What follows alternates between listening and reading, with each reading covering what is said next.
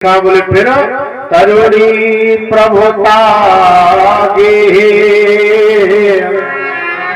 साल को बोधिदायकम। संसार का दृश्य बदल गया। तरुणी प्रभुता गे साल को बुद्धिदायका। अच्छा, एक जमाना था परीक्षित जी, जब घर में पुरुष प्रधान होता था, घर का मालिक पुरुष होता था। समय समय पर घर में कोई संत महात्मा बैरागी आता रहता था। अगर कोई समस्या हुई तो उस महात्मा से बात की, उस महात्मा ने सलूशन दे दिया, आपने उपचार किया, समस्या समाप्त हो गई। समय बदला, जहाँ पुरुष मालिक था वो पुरुष समाप्त हो गया। अब घर में श्रीमती जी मालिक है। नहीं, हम नहीं कह रही, भागवत जी में लिखा है, तो पंडित जी कह के जा रहे हैं। करुणे प्रभुता गे शाल को बोधिदायका। घर में श्रीमती जी की चलता है, साले सलाहकार बने हुए। घर में कहीं लाला का विवाह आया, विवाह करने वालों ने कहा, बोले भैया लाला का विवाह करोगे? तो श्रीमान जी ने ये नहीं कहा कि हाँ करेंगे, बोले नहीं, जब लड़के का मामा हाँ करेगा तब हाँ होगी। अच्छा, लड़के के मामा ने मना कर दिया तो क्या मना कर दोगे? कर ही देते हैं लोग ना, क्योंकि घर में साले सलाहकार बने हुए हैं। अच्छा महेश भैया, एक फार्मूला देकर के जा रहे हैं आपको। नहीं, आज नहीं जाएंगे, अभी 6 दिन कथा सुनाने के बाद ही जाएंगे ना, लेकिन फार्मूला आप नोट कर लो। 4 बातों को याद रखो, जीवन में कभी धोखा नहीं होगा। 4 बातें नोट कर लेना। सबसे पहली बात, झटक के देखो तारो, निबल ना हो पिछवारो, द्वारे ना हो परनालो, घरे ना है सारो जीवन मरारा।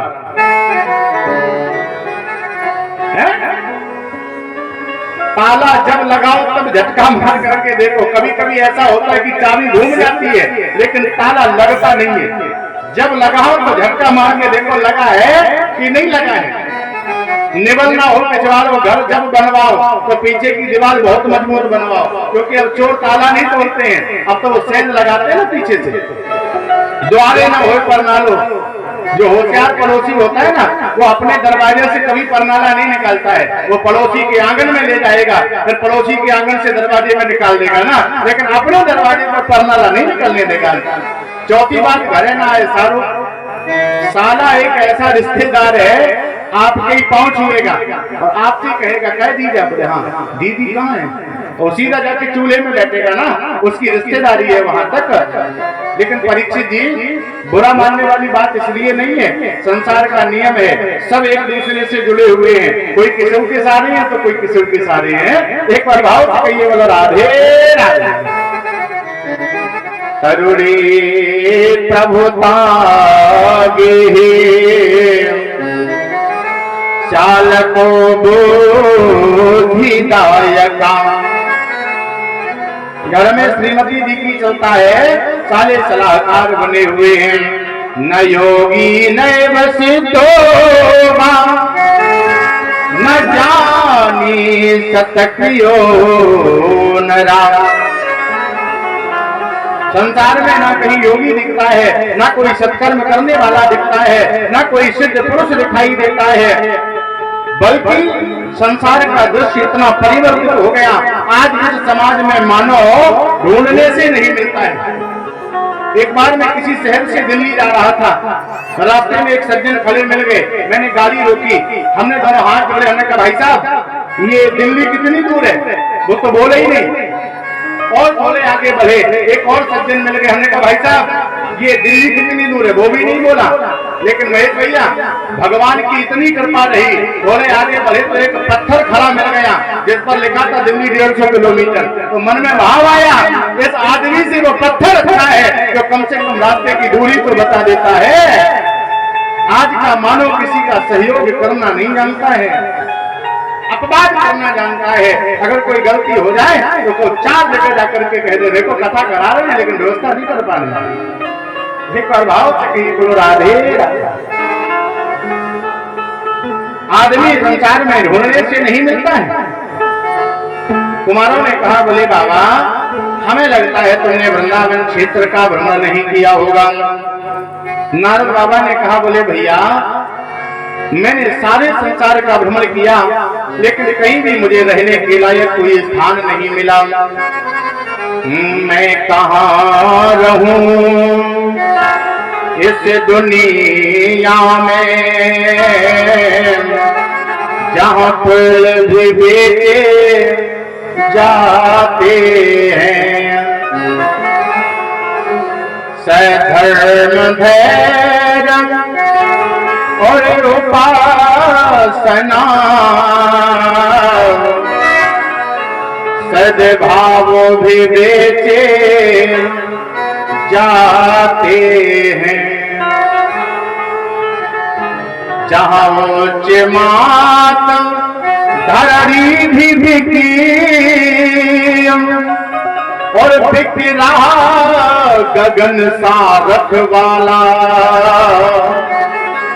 जहाँ पहले थे मंदिर मस्जिद, अब खुले हुए हैं मधुशाला। बिक रही ऊष्मा दिन करके, तारे सच बेचे जाते हैं। मैं कहाँ रहूं इस दुनिया में, जहाँ पुल भी बेचे जाते हैं। क्या क्या बिचाए यहाँ पर? अर्थी से उतर के बिका कफन, शमशान भी बेचे जाते हैं। और मेरे प्यारे, इंसानों की औकात ही क्या, यहाँ भगवान भी बेचे जाते हैं। देख तेरे संसार की हालत क्या हो गई भगवान। कितना बदल गया इंसान, कितना बिगड़ गया इंसान, कितना बदल गया इंसान, कितना बिगड़ गया इंसान। नारद बाबा का मन रोने लगा।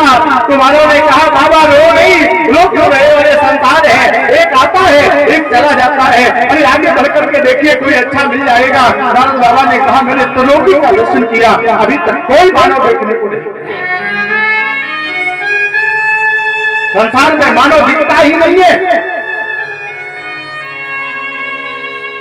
एक बार एक गांव में कपड़े बेचने वाला आया, वो साइकिल पर कपड़े रख के गांव गांव में आवाज लगा के बेचता है ना। गांव में बेचारा फेरी लगा रहा था, देखा एक बहुत बड़ा गेट बना हुआ है, गेट के ऊपर एक बोर्ड लगा हुआ है, दीन दुखियों की सहायता। लेकिन मेरे प्यारे, दोपहर का वक्त है, से प्यास लगाई। इसने विचार किया यहाँ दीन दुखियों की सहायता लिखा है, यहाँ तो जल मिल ही जाएगा। इसने साइकिल को दीवार से टिका करके खड़ा कर दिया, और जिसमें मेरे प्यारे साइकिल खड़ी हो गई, ये दरवाजे में अंदर प्रवेश किया। देखा तो एक भाई साहब कुर्सी पर बैठे बैठे पेपर पढ़ रहे हैं। इसने दोनों हाथ जोड़े, आवाज लगाई, बाबूजी प्यास लगी है, थोड़ा जल मिलेगा? बाबूजी ने पेपर नीचे किया, चश्मा उठाया, सर पे रखा, ऊपर से नीचे तक देखा, चले आते हैं कहां कहां से, धर्मशाला है, सराय है। बाबूजी प्यास लगी है, बैठो, कोई आदमी आएगा तो पिलवा देंगे। गरीब आदमी बेचारा बैठ गया। अच्छा, जैसे प्यास लगी है वो कितनी देर रुकेगा? 10 मिनट, 15 मिनट, आधा घंटा हो गया। उसने फिर हाथ जोड़े, बोले बाबूजी बड़ी तेज प्यास लगी है। इसने फिर वही जवाब दिया, रुको, कोई आदमी आएगा तो पिलवा देंगे। 1 घंटा हो गया, फिर से आवाज लगाई, बोले बाबूजी बड़ी तेज प्यास लगी है। इसने कहा शर्म नहीं लगती है, बड़े बदतमीज लग रहे हो। अरे मैंने मना किया है क्या तुझे पिलाने के लिए? कह रहा हूं कोई आदमी आएगा तो पिलवा देंगे। इसने हाथ जोड़े, बोले बाबूजी गरीब आदमी हूं, एक बात कहूं? बोले हाँ बोलो ना। थोड़ी देर के लिए आप ही आदमी बन जाओ। मतलब आप तक जानवर बने रहे सो बने रहे, कम से कम आप ही आदमी बन जाओ।